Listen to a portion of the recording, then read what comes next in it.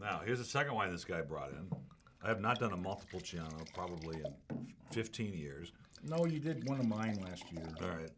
But who's One counting? Year, one in 15 years. Why? Why, I ask you.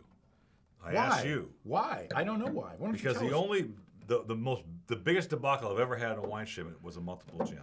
Oh, so you're still reeling from Because that. it is a sensitive wine to heat and shaking and stuff. So he landed here in America. It smelled like eggs. I had told the guy it was Jean Le Sec. I called him. I go, hey, you gotta get this wine out of here. What's wrong with it? I go, it smells like eggs and it releases gas when you put the cork on the corkscrew.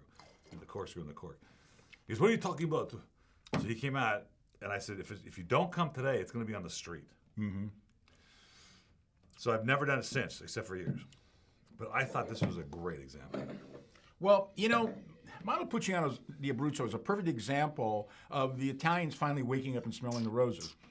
This used to be a really good buy, but it was also one of the cheapest wines from Italy, period. I mean, it was always like stupidly cheap. The problem was that they didn't have any kind of continuity. Their hygiene in the wineries were terrible because they didn't want to spend any money. And as a result, they never made any money for what they had to sell it for. So they finally figured, gee, I guess we're going to have to start paying money. We got to start paying attention or we're not going to make any money. And that's what's happening. Now, they're still relatively inexpensive for what they are, but they're still... Is that what life's about, Ed, making money? Is that all you have to worry about is making money? You tell me. No. It's about the quality of the wine. I thought this... Here's what drew me to this wine. It's dense. Look at the color. It's really dense. No, it's really dense. And it's not so old world. It doesn't have that musty smell.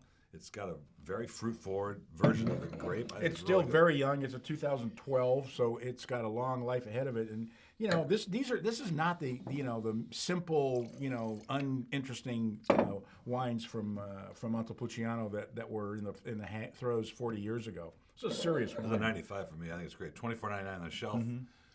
Try and find it because I think we're probably the only people in America that have it right now, and $14.99 for more.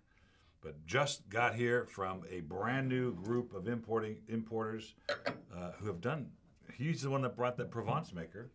Oh yeah, and wonderful wines. Remy Victor